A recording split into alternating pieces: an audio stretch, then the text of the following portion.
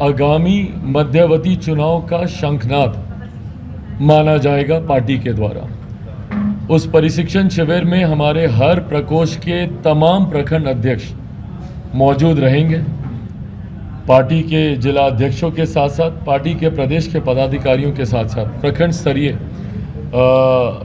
पदाधिकारी उस प्रशिक्षण शिविर में उपस्थित रहेंगे। उसमें पार्टी की नीति, पार्टी की रणनीति और पार्टी की उपलब्धियों का विस्तार से उसमें चर्चा की जाएगी। जिस तरीके से हाल फिलहाल के दिनों में प्रदेश में राजनीतिक सामाजिक समीकरणों में उथल पुथल मची है, इन तमाम विषयों को लेकर उस शिविर में गहन चर्चा की जाएगी और आने वाले समय में पार्टी की रणनीति क्या होगी। मध्यावधि भाई, आप लोगों ने शिक्षक से लेकर छात्रों तक का बुरा हाल कर रखा है। मगध विश्वविद्यालय गए थे अभी 15-20 दिन पहले, जब हम पिछली बार आए थे, वहां पर छात्र धरने पर बैठे हुए। भैया, समय पर आप कोर्स पूरा नहीं करते। 3 साल का कोर्स 5-5, 6-6 साल तक चलता है। क्या अराजक माहौल है भैया। शिक्षक सड़क पर है, छात्र सड़क पर है और मुख्यमंत्री बिजी हैं अपनी कुर्सी को बचाने के लिए। शिक्षा मंत्री बिजी हैं अपनी खाने की दावतों में जाने के लिए। इन लोगों के पास फुर्सत नहीं है बैठ के कि भैया जो प्रदेश के जो ज्वलंत विषय हैं उसको सुलझा लिया जाए, और उसके ऊपर आग में घी डालने का काम करते हैं इनके ऐसे भ्रष्ट अधिकारी। एडीएम पटना के किस बर्बरता से तिरंगे पर और अनिसुर रहमान के ऊपर लाठियां चलाई इनके अधिकारी ने।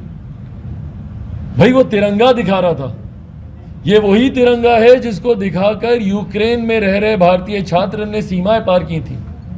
और सिर्फ भारतीय छात्रों ने ही नहीं, दूसरे देशों के भी छात्रों ने तिरंगा दिखाकर एक सुरक्षा का भाव तिरंगे ने दिया था। और वहीं जब तिरंगा बिहार में दिखाया जाता है तो उन पर लाठियां चलती है। क्यों इतनी नफरत है मुख्यमंत्री नीतीश कुमार जी को तिरंगे से, और क्यों तिरंगे के अपमान पर मुख्यमंत्री नीतीश कुमार खामोश हैं? 24 घंटे के भीतर जिस अधिकारी को बर्खास्त किया जाना था, क्यों नहीं किया गया? और न सिर्फ बर्खास्त बल्कि राष्ट्रद्रोह का मुकदमा उस अधिकारी पे चलना चाहिए जिस तरीके से तिरंगे का अपमान किया गया। और न सिर्फ राष्ट्रद्रोह का बल्कि अटेम्प्ट टू मर्डर का भी। भाई, मैं गया था अनिसुर से मिलने भागलपुर में, दरभंगा में गया था अनिसुर से मिलने। भाई, किस हालात में, 1-2 लाठी आप और मारते उसका सर फूट जाता, मर जाता वो लड़का। कौन जिम्मेदार होता इसके लिए? पर कोई सरकार की तरफ से मुंह खोलने को तैयार नहीं है। उस एडीएम का संरक्षण कैसे किया जाए? कहते हैं भैया सीसीटीवी फुटेज नहीं मिली अभी। भाई, प्रत्यक्ष को प्रमाण की जरूरत है। आप सबके कैमरे ने कैप्चर किया कैसे उसको बालों से घसीटा गया, जाके दे दनादन लाठियां एडीएम के द्वारा उसके ऊपर चलाई गई।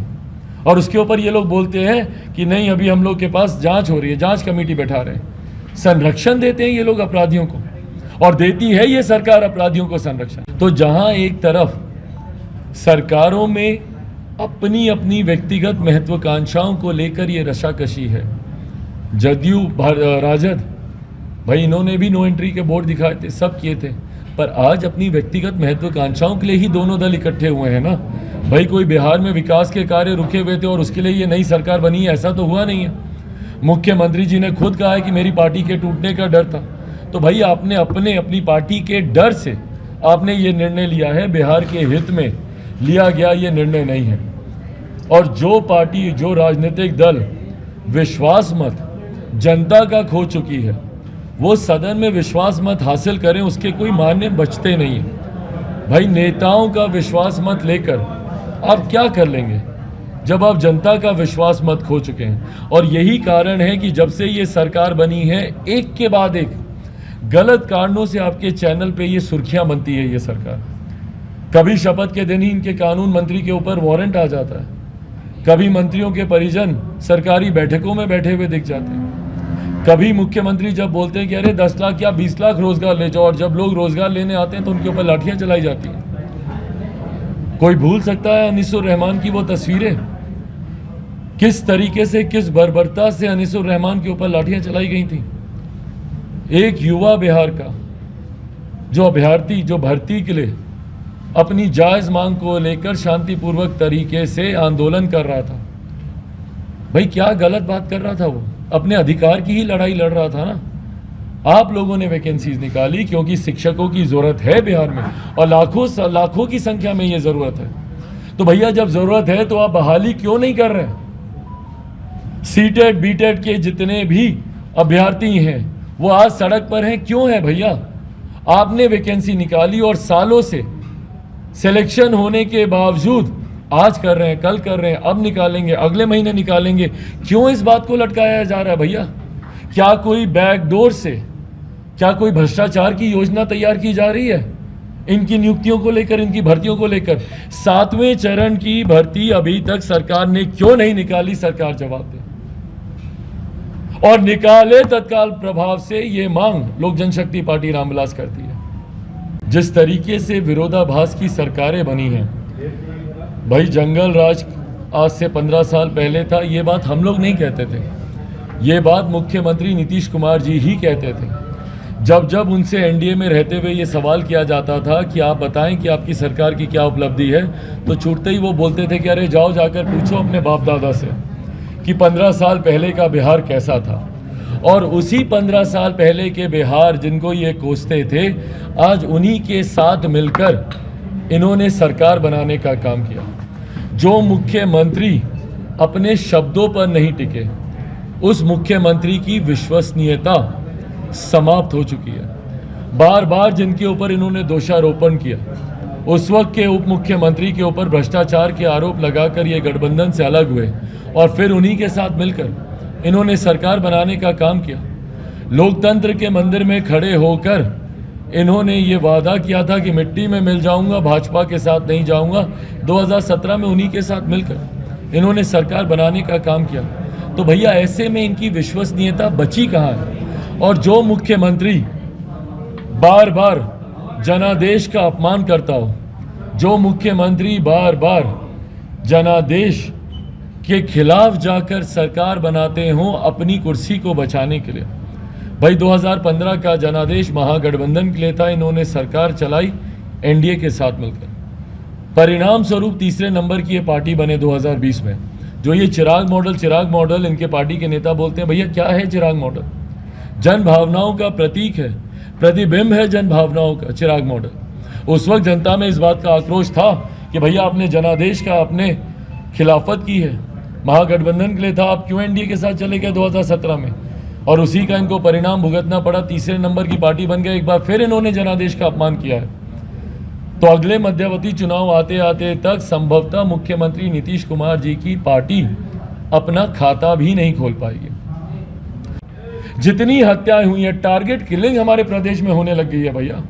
कहीं चौकीदारों को टारगेट करके मारा जा रहा है, कहीं अनुसूचित जाति जनजाति से आने वाली बच्चियों के साथ दुष्कर्म किया जा रहा है, पत्रकारों को टारगेट करके इस सरकार में मारा जा रहा है, व्यापारी वर्ग को टारगेट करके इस सरकार में मारा जा रहा है, और सरकार खामोश है। एक अपराधी मुझे बता दें किसी घटना में जिसकी गिरफ्तारी हुई हो या जिसके ऊपर सजा हुई हो। सरकार के पास फुर्सत ही नहीं है इन सब चीज़ों को लेकर। सरकार व्यस्त है भैया, कौन मंत्री बनेगा, कौन मंत्री क्या करेगा, कौन कैसे भ्रष्टाचार करेगा, 7 निश्चय में और भ्रष्टाचारियों को कैसे संरक्षण दें, जो तस्कर उत्पन्न हो गए हैं जहरीली शराब के, उन तस्करों को कैसे संरक्षण मिले, अवैध जहरीली शराब का जो निर्माण बिहार के हर एक प्रखंड में हो रहा है, उन निर्माण करने वाले लोगों को संरक्षण प्रशासन कैसे दे। और परिणाम स्वरूप अराजक माहौल प्रदेश में तैयार हो गया। भाई जंगल राज मुख्यमंत्री बोलते थे, ये तो डबल जंगल राज चल रहा है भैया। ये कौन से कम दोषी हैं अगर ये दूसरे को जंगल राज गिनाते हैं? आज की तारीख में बता दीजिए भैया, कौन सी नई सरकार बनी है बिहार में? पिछले 30 सालों से इन्हीं लोगों की सरकार है जो आज सरकार में 32 सालों से। जब इन 32 सालों में ये लोग कुछ नहीं कर पाए, आज ये लोग बिहार के विकास की बात करते हैं। आज ये लोग बोलेंगे कि भैया आप देखिएगा हम लोग आने वाले, थोड़ा समय दे दीजिए। भाई थोड़ा समय क्या दे दीजिए, 30 साल आपको दे दिया गया।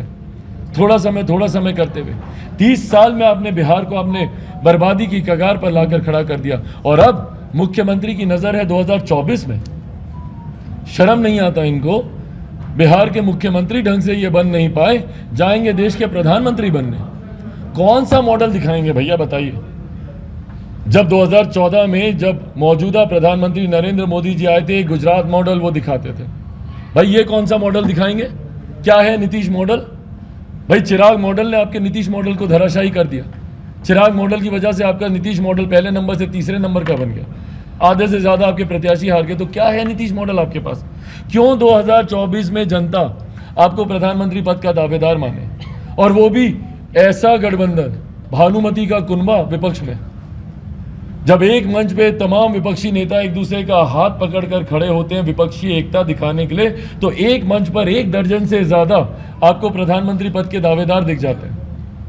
और दावेदार भी कैसे कैसे भैया, कांग्रेस 600-700 विधायक वाली पार्टी, कई और क्षेत्रीय दल हैं, ममता जी की बनर्जी 200 प्लस विधायक वाली पार्टी, अखिलेश जी 100 से ज़्यादा, केजरीवाल जी 150 से ज़्यादा विधायकों वाली पार्टी, पंजाब दिल्ली सब मिलाकर, और ये जा रहे हैं 40 विधायक वाले। हाँ, वो 150, 300, 600 विधायक शांत रहेंगे और ये 40 विधायक वाले को ये लोग प्रधानमंत्री का दावेदार बनाएंगे। क्यों बनाएंगे भैया? कि बिहार अपराध और भ्रष्टाचार में नंबर 1 है, तो अब देश भी बिहार और अपराध में नंबर 1 हो जाए।